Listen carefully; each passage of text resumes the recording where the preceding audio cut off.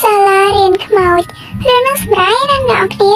ផ្ដើមចេញសាយរវល់នឹងគេឃើញគ្រួសារមកកំពុងតបានចំពោះតមុខដែលក៏បានលុបផ្ទះឲ្យតំចំណល់ដោយសារតែគាត់ទៅពាក់លុយគេច្រើនពេកដល់បានជាគាត់លុបផ្ទះនឹងឲ្យទៅគេហើយក៏ទៅរស់នៅកន្លែងផ្សេងពីនឹងទៀតការធ្វើដំណើរអស់រយៈពេលជាយូរនឹងពួកគេក៏ទៅដល់គោលដៅហើយរូបភាពរបស់យើងនឹងក៏កាត់ទៅដល់ពេលយប់ឡើង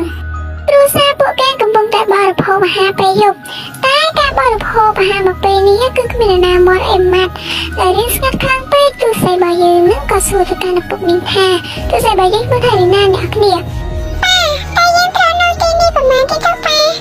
របស់នេះរៀងខ្លាចទឹកមកបន្តិចឬក៏ឆ្លើយតបទៅកាន់កូនគាត់ថាមិនយូរទេកូនយើងទៅនៅផ្ទះចាស់របស់យើងវិញម្ដាយរបស់នាងរៀងស្ងាត់ចិត្តបន្តិចព្រោះគាត់អាណិតកូនគាត់ខ្លាំងណាស់ខ្លាចនាងមិនសូវទម្លាប់ក្នុងការរៀននៅសាលាថ្មីពួកគេក៏បន្តញ៉ាំអាហារនោះបន្តទៀតការញ៉ាំអាហារមកពេលនេះគឺបានបញ្ចប់តែសឹកកកបន្ទាប់ពីញ៉ាំអាហាររួចរាល់រីណានាងបានចេញពីកន្លែងញ៉ាំអីហ្នឹងចូលទៅកន្លែងគេងរបស់នាងរួចនាងក៏គេងនឹងលក់ទៅហើយក៏កាត់មកកន្លែងផឹកឡើងចឹងណារីណានាងរៀបចំខ្លួនដើម្បីទៅរៀននៅសាលានោះតែវាចម្លែកត្រង់ថានាងទៅតែរៀននៅសាលាថ្មីតែឪពុកម្ដាយនាងមិនជួយនាងទៅនោះទេគឺទុកឲ្យនាងទៅតែឯងនាងក៏ធ្វើតាមឪពុកម្ដាយរបស់នាងទៅនាងដើរក៏ដល់សាលានោះមែនសាលានោះមើលទៅថ្មីហើយស្អាតទៀតតែវារៀងស្ងាត់នឹងបន្តិចនាងក៏ដើរទៅរកមនុស្សប៉ុន្តែដើររកចង់មកសាលានឹងហើយគឺគ្មានមនុស្សនោះទេ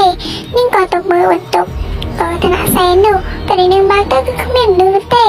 ពេលនាងកំពុងមើលសុកៗហ្នឹងស្រាប់តែមានសំឡេងមួយបានបន្លឺឡើងនាងមានសង្ឃឹមបន្តិចរួចនាងក៏ងាកទៅ